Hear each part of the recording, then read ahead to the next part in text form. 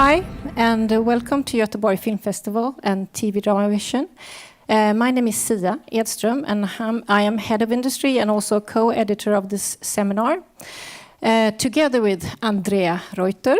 So now I would like to welcome our host and moderator, Andrea, on the stage, and I hope you will have 2 wonderful days here. Thank you.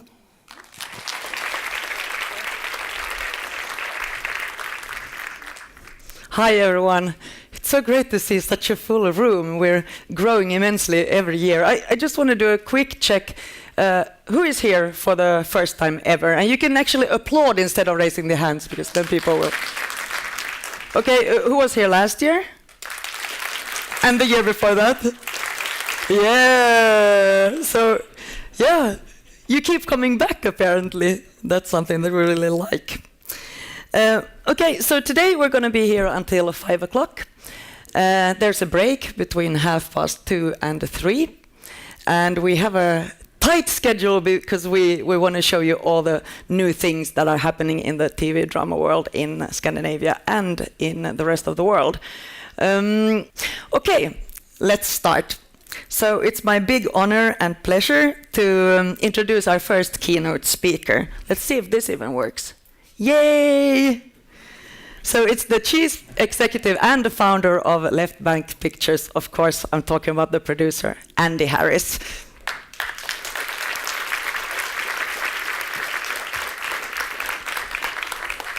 So please have a seat. Thank you. Well, it's very nice to be here. Lovely. I put my best Vivienne Westwood jacket on this morning. It looks great. Yeah, I thought about it last night. So have you been to Göteborg before? Or?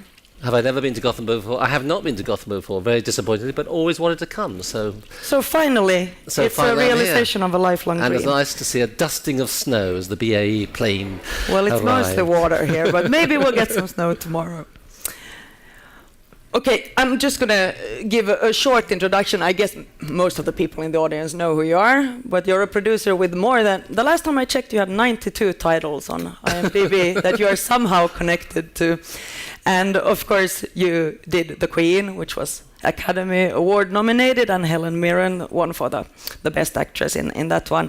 And you've made numerous TV movies, TV dramas like Outlander, and of course Wallander for BBC that we're going to talk about, and also other kind of TV formats. So you've been kind of everywhere for the last decades. And of course, you've also been the boss in different places like Granada and ITV and so on. You've been keeping busy. Sorry? You've been keeping busy. I have been keeping very busy, yeah. So you've started out doing news and talk shows and comedies and I stuff was a like journalist that. initially, yes. Yeah. And for a short period of time, I was a television presenter, actually. But it was really? very, very short, disastrous. Can we find that on YouTube? No, you can't. And luckily, it's all gone. I was 3 months, and then I was fired.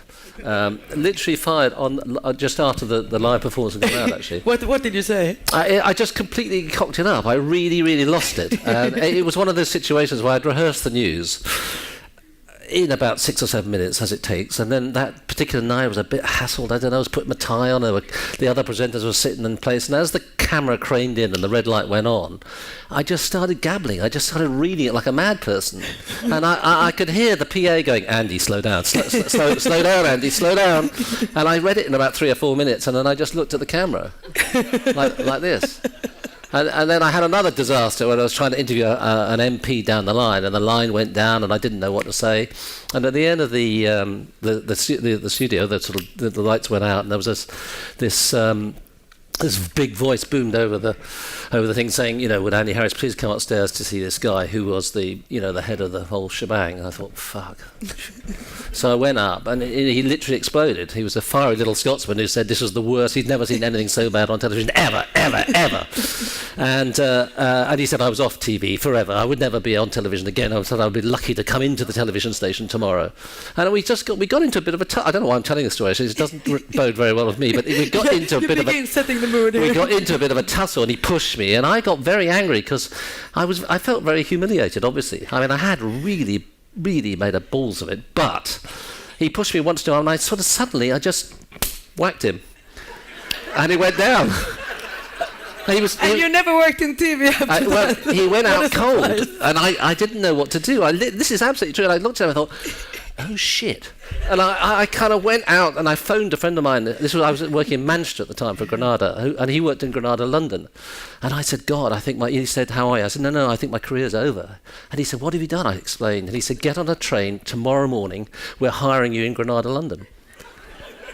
And that was it. So I carried on working in Granada, and because there were two empires at that time, in the days when television stations were sort of run by fiefdoms, these two guys, the one in Manchester and the one in London, loathed each other. So I was like, I'd been transferred from one to the other. Fuck you. Perfect. So how did you get into TV drama then? How did you get into TV drama? How did I get into TV drama? I stumbled into TV drama, to be truthful. I was so briefly. I made eventually when I left Granada, I started directing, and I made lots of documentaries for about 10 or 15 years. Arts documentaries, current affairs documentaries, all sorts of stuff like that. I mean, Paul Greengrass and I were great contemporaries, and we both worked for World in Action and did a lot of that sort of stuff, rushing around Africa, disappearing world shows. I mean, really interesting stuff.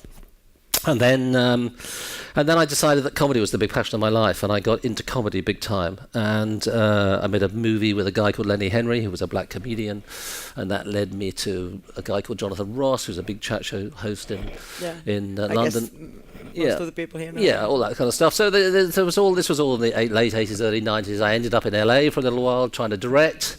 And then I sort of realised, actually, to be truthful, that I was probably a very ordinary director, possibly not even a very good director. Perfectly decent in documentaries, but I didn't really have what I thought I had to do drama. I mean, I'd written a script, which there was some with a mate, and there was some traction on it with a studio, but, it wasn't really happening. And I was sort of flouncing around Los Angeles thinking I was going to be a big director, and it was nonsense. It was madness, really, to be truthful. But anyway, I sort of had a sort of moment, and actually this is absolutely true. Peter Morgan, the writer with whom I've done tons and tons of work, realised that I was going slightly crackers, and he phoned me up. He was in LA as well. He was doing sort of rewrites on stuff at that stage of his life. This was the early 90s, and he phoned me up and said, I'm coming up to pick you up. I was staying in a house up the Hollywood Hills, so he drove up about 6 or 7 o'clock, put me in the car, and I said, what are we doing? Where are we going? He said, just get in the car. I said, fine, I'll get in the car. We drove down to there's a Japanese restaurant that's quite well known that overlooks the whole of LA. I suppose these days you'd go to the Soho House, but at this time this restaurant had this fantastic view of the whole of downtown LA and Santa Monica and everything.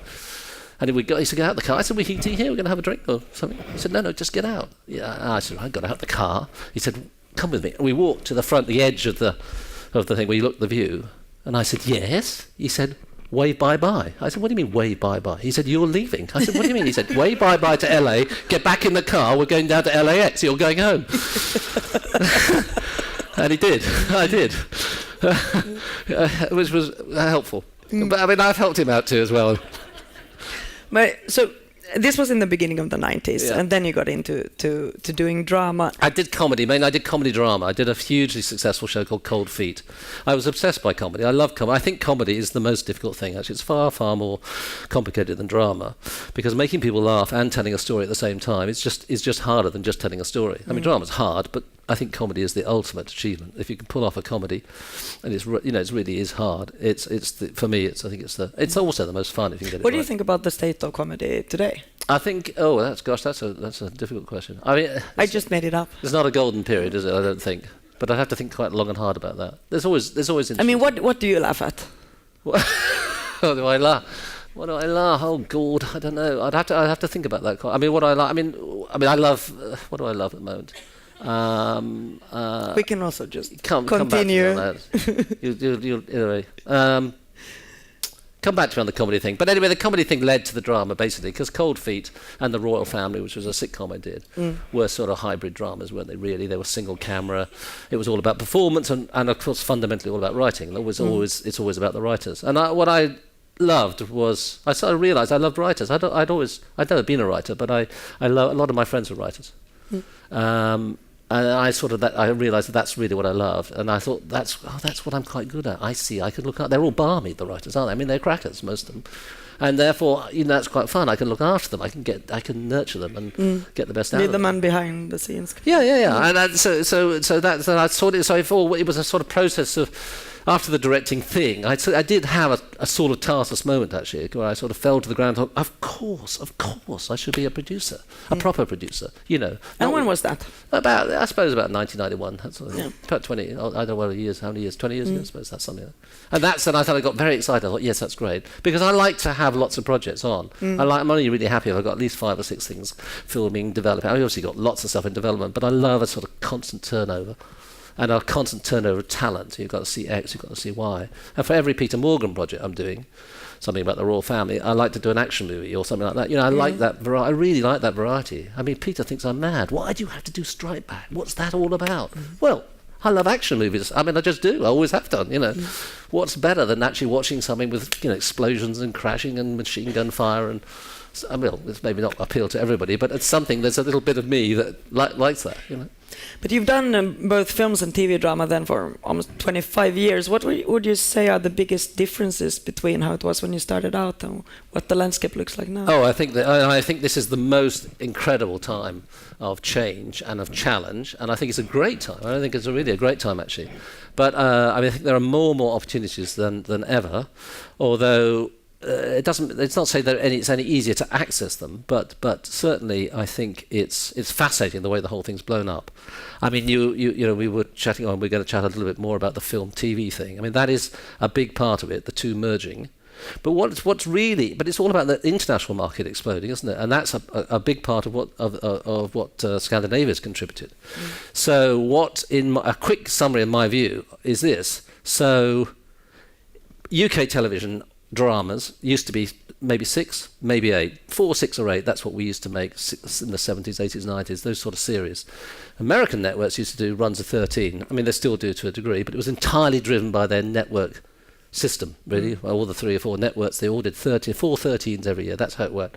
And UK TV and American television could never really bridge that gap. It didn't meet in any shape or form. We made stuff too short, and our writers would only write sort of, you know, would only use one writer. You're talking about episodes per season. Yeah, episodes, yeah. And then Americans were often a different thing. But what's happened, and there are many reasons why this has happened, but mostly to do with cable, and now, of course, Netflix and Amazon, is the two have merged. So 10 is the new 13. So in the UK, we've crept up from 6 to 8 and now to 10, and the Americans have declined. Basically. Okay, so meeting in the middle. We're meeting in the middle, and so 10 is the new international format, largely. And that's great. So we sort of met in the middle here, and at the same time, you've seen this fantastic explosion in international programming. So 5 or 6 years ago, and you know this, and I've told this story before, no one in the UK had ever watched a piece of subtitled television, ever. There was never any subtitled television on Britain. Never. And the reason it came about was very simple. Sky, the big new monster in the business, in the UK, bought up all the best American stuff off the BBC and Channel 4. They just bought it all up with their checkbook. And the BBC in particular had ruddy great holes in their schedule and nothing to play and no money to buy anything. So they literally, finally, you know, the acquisition guys who had a tiny little budget, thought, fuck, what are we going to do? Well, we could get this from Denmark for tons. And I'm sure there's a few producers here, Pew in particular, who remembers as well. You know, they literally, with 2p, they bought fantastic shows and put them onto BBC 4, and suddenly 1 million people and more were watching these things. So this is a fantastic explosion. So there, another thing where film and television have met. You know, film, obviously subtitle film, long tradition of part of film's rich heritage and tradition, but not in television. But the increase of the cultural input of European television in particular into the marketplace is fantastic. I mean, who's not watching Spiral for a moment? Who's not watching? Who hasn't watched Borgen on the Kidding? I mean, obviously you all have, but I mean around the world now. You know, everyone talks about Scandi Noir, and the standards are raised. You know, I mean, the French series Le Retourné, The Return, unbelievably good, I thought. So this whole international drama situation has completely changed. On top of that, you've had HBO and Stars and AMC and Showtime driving towards much greater quality, much greater emphasis on the writers and stars and directors. And then bang, in comes Netflix with checkbooks bigger than you've ever seen in your life, plus Amazon. And you've got talent-led television business. And suddenly everyone in film is going, oh, Christ, got to get into film, got to get into TV, because you're getting authorial television. And we didn't have authorial television, not really. I mean, we did a bit, but not celebrated as such. So I think, you know, it's sort of fantastic. That's why. And we're soon going to talk about Netflix and their big checkbooks, but you work with all different channels. How has this affected the channels in the UK? Do they still have the same drama slots left, or are the broadcasters also making room for more drama, which we will Well, talk about I think the panel? The UK is about the becoming a Nordics? bit similar to probably other European countries, where the UK broadcasters are suddenly realising that they are no longer the top dogs. That their money, their licence fees, are not in the end the biggest buyers in town. I mean, there was a very interesting moment, and we could get onto The Crown, which is this show I'm doing for Netflix, in a second. But the story is that when I took The Crown to the BBC and to ITV before I went to America with it. And we went in to meet both BBC and ITV. We went in with Stephen Daldry, the attached director, and Peter Morgan. So we did a proper presentation to both broadcasters. And then we finally, went with Netflix. We'll come back to that. But the point was, in the end, I went back to the person who ran ITV and took him out for supper. And he kind of said, "Oh, God, we haven't got it, have we?" And I said, "Look, I'm really sorry." He said, "Tell me it's not the BBC. Just tell me it's not the BBC." I said, "It's not the BBC." He said, "Thank God. Okay, who is it?" And I said, "It's Netflix." And then he was really interesting. He just looked at me, and he looked down, and didn't say anything for a minute. And he sat up and said, "Total game changer. That's changed the whole of the UK. That's it. ITV, that means ITV have got the biggest checkbook. We are no longer top dog. I get it. This business has really, really changed." Now, the Netflix is a good and a bad thing, of course, but it is undoubtedly changing fast. Now we've been kind of moving around. Let's just talk about The Crown. Well, we've been mentioning it so much. So, I mean, the crown grew. I mean, this is another interesting thing. So we did The Queen.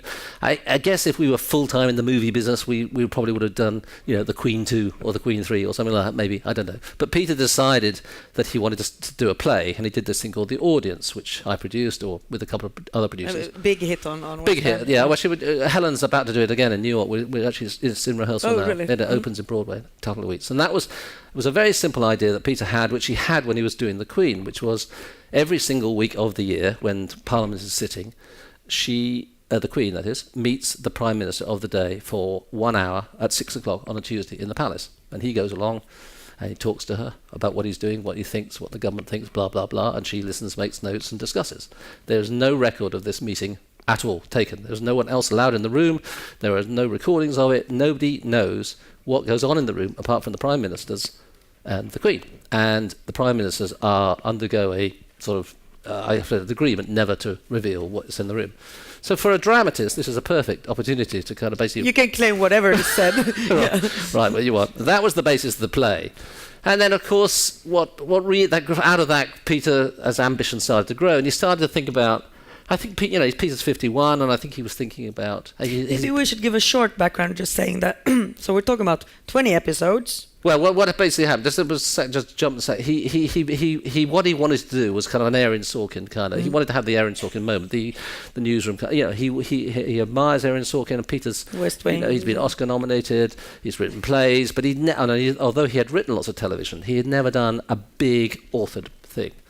And the royal family, the Queen, if you like, just seemed something which, it's not that we have an innate fascination with it particularly, but it is an incredibly rich subject, and it's an incredibly interesting subject, and it is pretty extraordinary that this woman is approaching. Well, she's 89. Yeah. She's 90 next year. She's already the longest monarch we've ever had ever in our entire history of monarchy. She's outseen 12 prime ministers. We have an election in a month's time. There may well be a new one. She'll be 13 prime ministers she's seen off. She started with Churchill, for God's sake. When she was it's unbelievable. I mean, it is unbelievable, and she's still going strong, and she's still pretty fit and able, as far as I can tell. So. This sort of grew in Peter's mind. He said, I was encouraging every time he said, "Well, should we do a TV show?" So I said, "Yes, of course we should. Of course we should." I thought it would be fantastic. I mean, I really, really drove him hard to do it, but of course it was his thing, and he was the one who had to do it. So. Anyway, so that's what we got to. He initially thought it was 3 series, and then he rethought it and decided it was 6 series. And it spans from the point really just prior to the coronation in the early 50s through to the end of the reign, whenever that is, I guess, or a point maybe. I don't think she will step down, but anyway, we are approaching presumably the end of the reign at some point. So it's basically a series every decade. So we went in, basically we decided we were going to pitch for was essentially a series of 60 episodes. Now we knew that we wouldn't get a commission for 60 episodes, but we were looking for a minimum of 20. which is a huge commitment by anyone's standards, to be honest with you. Should we watch the promo to get a Yeah. feeling So just to try and explain, because I was this wasn't for the UK broadcasters, but I put a little trailer together, and again, it's sort of like a movie business. I particularly the likes of Netflix. I'd never pitched to Netflix before. I didn't really quite know how they operated, what they were looking for. But what I do know about America is it's talent.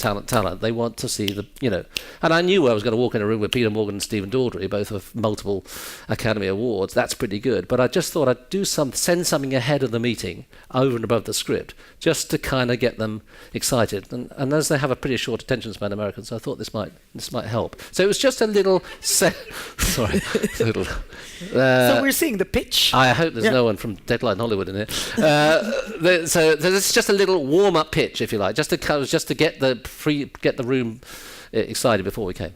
Okay, roll it.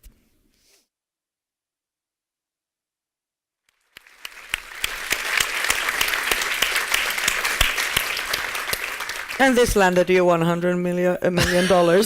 That's pretty well. Well, yeah, Netflix bought it in the room. I could have fallen off. I did fall off my chair, to be truthful.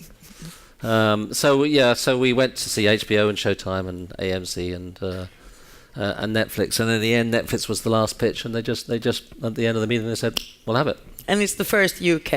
It's the first UK commission out the UK. Yeah. So where in the process are you now? We are in, I guess, early prep, really. We're trying to cast it. We're just accruing the directors over and above Daldry. Peter has written the first 10 scripts already. He wrote He wrote them in 7 months. Amazing. So you were commissioned for the first 2 decades, or? Yeah, first 20. Yeah. Okay. So if Helen Mirren comes on board, that's going to be... Well, the way we're just structuring it is that each 2 seasons we change the Queen. So for the initial 2 seasons, the Queen... we've cast her actually. She's an actress who's about 31 years old, because the Queen goes from 24 to mid-30s in the second series, and then in the second 2 seasons we'll have a middle-aged Queen essentially, and then for the final 2, the Twilight years, we may be knocking on the door of someone who's played her before. Maybe. Nothing said here. We'll see. But I mean, the interesting thing. So it's a fantastic deal for us, obviously, and it's a fantastic experience, and it's a privilege to be making a big show with such a big budget, and they are a very light touch so far, which is very exciting, and that's cheering up Peter. But I read the other day, and I'm sure you may have read it too, that Netflix intend to be in 200 countries in 2 years. Yeah, before the end of 2017. I mean, so when we go up, our show goes up at the first show goes up in 18 months' time. We will be. They will presume. I don't know how many they'll be up by then, but certainly within the life of this series, we will be broadcasting immediately globally. Now, you asked me what the difference is in the last 25 years. I mean, that's a pretty big change from making a show for ITV that just goes out and then it gets sold to America and it might get shown in Scandinavia. I mean, making a big show that goes boom, you load the whole lot up in one go and it's instantly available wherever you are around the world. And the whole business of sales actually is just... Well, it's it. So the deal with Netflix essentially is one where the distributors have been cut out, because Netflix are moving into a position now, and the deal changed as we were negotiating it. Initially, when we got... at the start of the negotiations, they wanted a lot of key territories. By the time we'd finished the negotiations, they changed their mind and just decided to buy the damn thing for the whole world, which is fascinating. Oh. And so that is another major change. So yeah. I mean, obviously, in this new world of Netflix, distributors are going to be under a lot of pressure. I mean, there are alternatives to Netflix, and there must be alternatives to Netflix, because if we allow Netflix to dominate, then we're all, us producers as well as distributors, are going to be in a bit of a problem. Well, good luck with that. Oh, thank you. So, of course, here everyone knows you because of the BBC Wallander, and you just shot a new. We are. So the BBC, in a very UK way, we wind rather slowly through everything. Yellow Bird have already completed 4 times as many shows as we've ever done, but it's really to do with Ken Branag's involvement. And also, we always set out just to do 1 film for every Menkel book. And there are essentially roughly 12 books, and so we are now making the last 3 films. And The Troubled Man, which is the final book. And how many have Yellow Bird made? Is Marianne? Where's Daniel? Marianne is here at least. How many? They're counting now. I don't want to put you on the spot. Huh?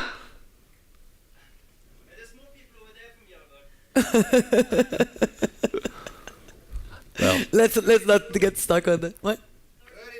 32. 32. Thank you, Sara.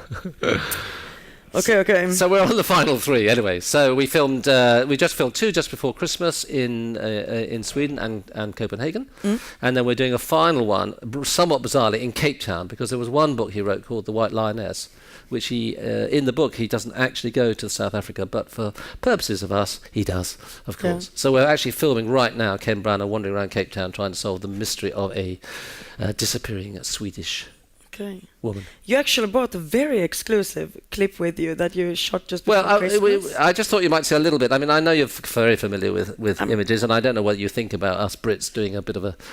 I'm thinking maybe it's pretty long, so maybe we just watch a little bit of the clip. Yeah, the reason I like this is twofold. Firstly, the Copenhagen Film Fund were very generous and put money in, and it was really helpful. We were right on the edge on the budget this year. That's the one thing that has changed over the years. Licenses have tended not to go up much, and everything else is accelerating. So we basically got roughly the same sort of money from everybody, but it wasn't enough. So we had to really push hard. Copenhagen Film Fund were very good, and in the end, we're actually doing all the posts in South Africa, which is just another sort of thing you have to do these days. But actually, it was the cheapest way to make the films was to shoot 2 in Sweden and take those films down, actually edit them and post them completely in Cape Town while filming the third one. Anyway, this is a short clip, and it's a wonderful clip for 2 or 3 things. I think it's beautifully shot by a young director called Ben Karen. I think Ken is amazing in it, and Copenhagen looks pretty good. Perfect. Let's roll the Valana clip. I mean, obviously, if you're not familiar, I'm sure you are, the book concerns Alzheimer's, and so Ken's progressively, the symptoms get progressively worse through the film. And I think he does it, it's pretty extraordinary. Anyway, you'll have a chance to see it pretty soon. When? I don't know. I think we're sort of finishing them the next 3 or 4 months. I'm not quite sure, actually. But I'm not sure when the BBC... We have a little plan, actually, to try and put 2 of them together to make a film. Sony Classics are really excited by this, so we'll see. So of course you're very familiar with this part of the Scandi crime or Scandi noir. Yeah. Do you follow Scandi drama generally? I try. I mean, I obviously watch all the obvious ones. I was watching Legacy recently, which I rather enjoyed too, actually. Yeah. So we'll show a promo for Legacy 2 later. Right, very good. Yeah. I shall be watching that. It shows on Sky in the UK. I mean, I thought, it's widely, Borgen was widely, and The Killing, obviously, was widely considered, absolutely stunning shows, And The Bridge, you've seen that go around the world. I mean, that's an extraordinary thing, isn't it? You produce a series here, it then gets remade in England or UK, with France. It gets remade again in America. I mean, what a weird business when we're remaking everything like that. And I think with The Bridge, there's a lot of remakes being planned in places like Turkey and Kazakhstan, everywhere. Yeah, and the original is nearly always the best anyway, actually, to be truthful. I mean, although things are brought to new interpretations, it very rarely captures the kind of, the essence of the original production, Anyway. Well. So, not yet, but soon we'll have the panel on. And I actually have a thing I want to ask you about, because I think most people probably don't know this in the audience, and I was super happy when I found it in my research. But your sons are very famous YouTube stars. Finn and Jack, they have Jack's Gap, that is more than 4 million subscribers. So I thought maybe we can take a look at their stuff and talk about that. This is very strange to me. I've never, ever been talked publicly about them before, and I have literally nothing to do with the rise of their fame. I could summarise quickly, if you want, what the situation was. They're identical twins. They're now 21. They left school at 18 and took, which is traditional in the UK, to take a gap year before going to university. And one of them, Jack, who I had put in a television show when he was 12 or so, and he was quite a precocious chap. And they had to be fair, they had always sort of piddled around with videos and DVDs and stuff, filming stuff when they were 12 or 13. But he suddenly he got a job in the Apple shop as part of his gap year, and then he started uploading videos out of his bedroom. We had no idea what he was doing, and suddenly it started to take off a little bit. And then he wrote one about twins and the twin thing in Nigeria, in Yoruba, in the Yoruba region of Nigeria. Twins are a big thing, and he fashioned a little story about this and introduced his brother online on one of the videos, and this video then went viral, and it sort of sent the whole damn thing crackers, to the point that within about 6 months there were literally legions of girls knocking on the front door and sort of stuff. They had a very young fan base. And they were 18 at the... They were about 18, yeah. I mean, we had many... I mean, we were on holiday in Sri Lanka one time, and the manager rang me up and said, Mr. Harris? I said, yes. He said, there's a very large number of people come to see you. And I said, trust me, I don't know anyone in Sri Lanka. And I said, boys, and we went down, and it was packed. Not just with girls, but they'd all brought their mums and their aunties and everything, and they were all sort of standing there like this, you know. So it's all pretty mad. And what is interesting, I mean, there are many, many interesting things about YouTube, and is they have a total global audience, and they can track their audience. They know exactly how people are watching, where they're watching, and all that kind of stuff. And they've basically gone over the last 3 years on a bit of a journey, and to the point that right now, one of them, Finn, the quieter one, has decided to go to New York to study, where he's gone.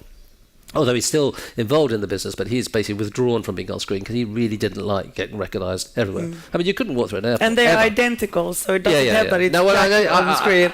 I've told him he's wasting his bloody time because, you know, as long as Jack stays on screen, everyone's going to think it's Finn.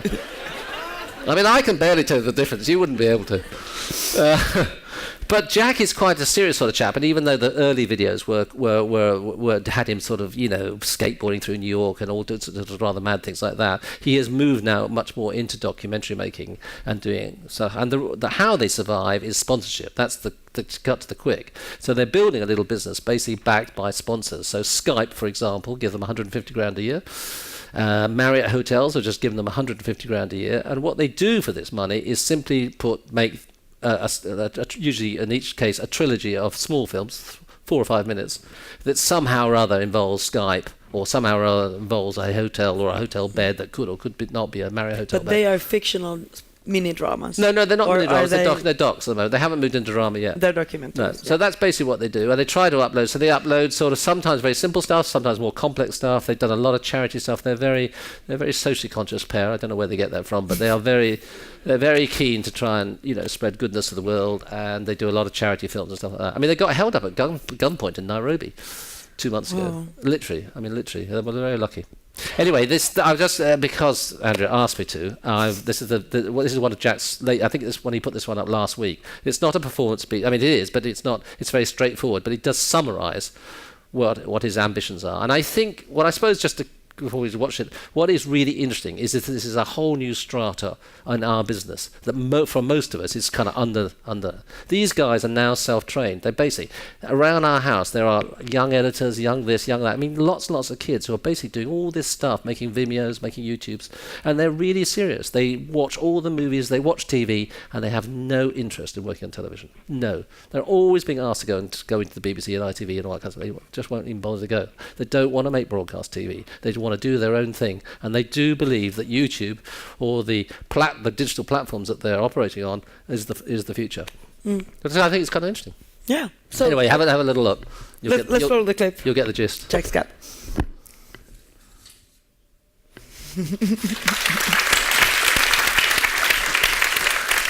I mean, it was the thing he did at the weekend. He put up a piece about mental health. A couple of his friends are suffering from depression and quite, you know, severe problems. And I didn't even know he was doing it. He just wrote this piece, blogged it out, and Ed Miliband, who's the opposition leader who could well be the Prime Minister in a month's time, was retweeting it yesterday. So I thought, Jesus, this is a funny old world, isn't it? But they haven't asked you any kind of advice because it's such a different world, or? No, not really. I mean, you know, occasionally I look at some when they were moved into, they did a big thing in India about 12 months ago. They took a tuk-tuk, if you know what that is. They drove a tuk-tuk right across the top of India for a charity ride, and they did, and that took them 2 weeks. They raised £300,000. I mean, a lot of money. And those films, they made 4 15-minute documentary films of their journey and what have you. And I did watch those as rough cuts. I thought they were very, very good. They're really just learning on the job. That's what I loved about it. I think it's you know, yeah. And in a way, they're interested in a bit of advice, but they don't want to be tainted or produced by their mum and dad. And you said before they're not interested in getting into certainly not at the moment, because I think, when Jack is talking there, he's talking to his audience. He has a global audience. He puts a film up, 1 million people watch it in a week. That's a lot of people. A lot of TV doesn't get 1 million people over. That is a lot. So, and they write and they can directly respond to him, obviously, because they have a website, of course, as well, and all that kind of stuff. And then people comment under the films or direct to the website, or they tweet and all that kind of stuff. They're right across the whole social spectrum. So it's a real interactive experience for them. One last question before we ask the panel to come up here. On YouTube, it's mostly what they do, video blogs, short documentaries. It's not a lot of fiction or scripted. No, not yet. No. And of course, like Vimeo, for example, one of my favorite series right now is a Vimeo short web series, High Maintenance. It's a very good title for that series. It's about a weed dealer in New York. It's a great series. If you haven't seen it, it's really worth watching.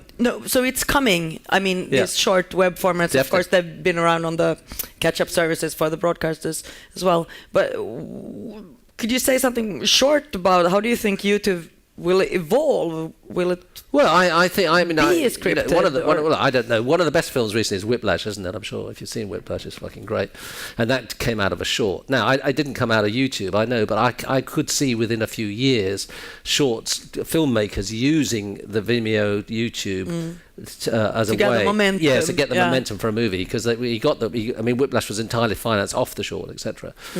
So I think that it's going to prove a brand new, really burgeoning new way for filmmakers to get experience, to try work out, for writers to start cutting the thrust, for people to film stuff. It's like a massive big training ground. It's really fascinating. It's a bit unstructured. There's lots and lots of rubbish on YouTube, of course. And Jack and Finn did initially do lots of pranks like the Cinnamon Challenge and all that kind of stuff that you may be familiar with. But they quite quickly realised that was a hiding to nothing, and it wasn't really what they wanted to do. They could have built their audience even bigger. They could have had a #1 book and all that kind of stuff. If you really play to that market, if you want to be with the one direction of YouTube, you could do that. But they weren't interested in that. They thought it was, they were interested in a long-term career, moving, presuming, through the life. There are very, very interesting festivals now. They went recently to Toronto. There's something called the Buffer Festival in Toronto, where audiences were absolutely huge. Red carpet, just a show of YouTube films and stuff like that to YouTubers from all around the world. These conferences are really, really big for YouTube.